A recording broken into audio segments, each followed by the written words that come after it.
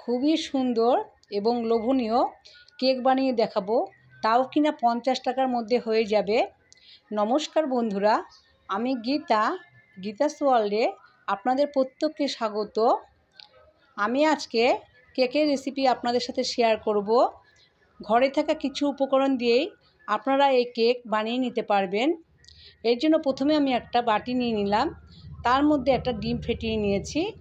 এখন আমি সামান্য নুন দিলাম এবং 2 চামচ চিনি দিয়ে নিলাম। তারপরে ভালোভাবে ফেটিয়ে নেব। ভালোভাবে ফেটিয়ে নিতে হবে যাতে ডিমের লাম্প না থাকে। ভালোভাবে ফাটানো হয়ে গেছে। এখন আমি 50 ml সাদা তেল দিয়ে দিলাম, দিয়ে সেটাকেও মিশিয়ে নিলাম। এবার অন্য আরেকটি বাটি নিলাম, তার মধ্যে 200 গ্রাম সুজি, 200 গ্রাম ময়দা দিলাম, 1 চামচ বেকিং পাউডার আর হাফ চামচের থেকে একটু কম বেকিং সোডা দিলাম। এখানে আমি নুন দেব না, কারণ আগে যেহেতু আমি ডিমের মধ্যে নুন দিয়েছি তাই দিইনি। এবার ভালোভাবে মিশিয়ে নিলাম। এখন আমি লিকুইড দুধ দিয়ে নেব। দুধটা আগের থেকেই আমি জাল দিয়ে নিয়েছিলাম। এখন অল্প অল্প করে দুধ দিয়ে ভালোভাবে একটা স্মুথ ব্যাটার বানিয়ে নিতে হবে। একবারে বেশি দুধ দেব না, অল্প অল্প করে বারবার করে দিতে হবে। তারপরে ভালোভাবে ব্যাটারটাকে ফেটিয়ে নিতে হবে। যত ভালোভাবে ফেটিয়ে নেবেন কেকটা ততই স্পঞ্জি হবে। আমি একভাবে অনবরত ফেটিয়ে নিচ্ছি। এবার আমি ডিমের ব্যাটারটা দিয়ে নিলাম। ডিমের ব্যাটারটা দিয়ে ভালোভাবে মিশিয়ে নিচ্ছি। এই মিশানোর কাজটা একটু সময় নিয়ে করতে হবে। যত ভালোভাবে মিশাতে পারবেন কেকটা তো খেতে ততই ভালো লাগবে। দেখুন বন্ধুরা, ভালোভাবে মিশিয়ে নেওয়া হয়ে গেছে। এখন আমি ঢাকা দিয়ে রাখবো 15 মিনিটের জন্য। এদিকে আমি একটা প্লেট নিলাম, তার মধ্যে আমি বারবন বিস্কুট নিয়ে নিলাম। সেই বিস্কুটটা আমি পাটায় গুঁড়ো করে নিয়েছি। এদিকে আমি ব্যাটারটা আপনাদের দেখিয়ে দিচ্ছি। ঘনত্বটা ঠিক এমন হতে হবে।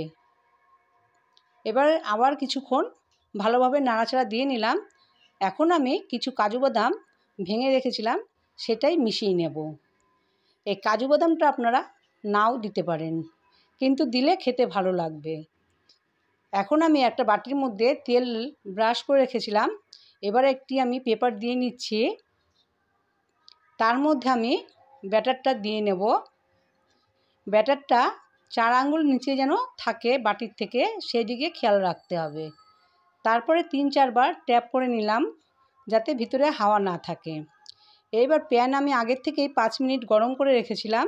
এবার আমি স্ট্যান্ড বসিয়ে তার মধ্যে ব্যাটারের বাটিটা দিয়ে দিলাম।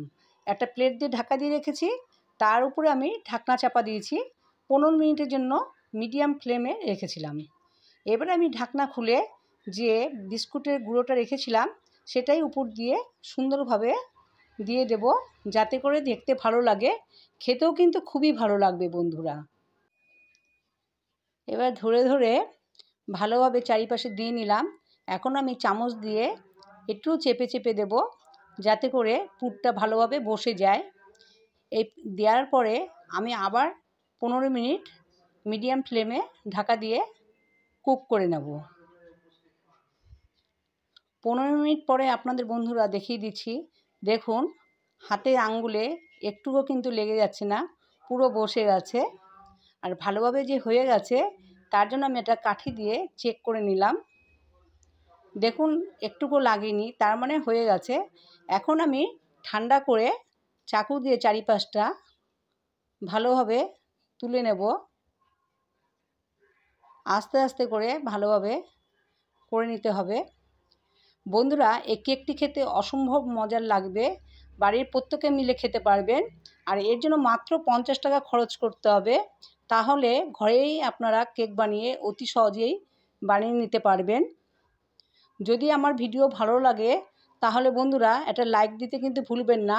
আর যে সকল বন্ধুরা আমার চ্যানেলে নতুন তারা অবশ্যই সাবস্ক্রাইব করে দেবেন, এটাই আমার অনুরোধ রইল। প্লিজ বন্ধুরা আমার পাশে থাকবেন।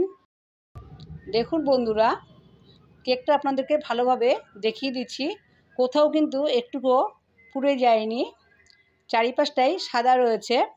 আমি অনেক কেকের রেসিপি দিয়েছি, আপনারা চাইলে চেক আউট করে নিতে পারেন, আমি লিংক ডেসক্রিপশনে দিয়ে দেব। এবার কেকটা আপনাদেরকে আমি কেটে দেখাচ্ছি।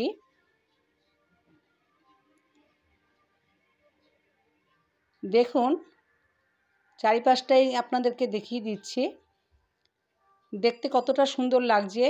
কেকটা কিন্তু খুবই স্পঞ্জি হয়েছিল। তাহলে নিশ্চয়ই আপনারা বানাবেন, আর বানিয়ে কমেন্ট করতে কিন্তু ভুলবেন না। ভিডিওটি শেষ অবধি দেখার জন্য অসংখ্য ধন্যবাদ বন্ধুরা। আপনারা সবাই ভালো থাকবেন। আজ এই অবধি, আবার নতুন ভিডিও নিয়ে দেখা হবে।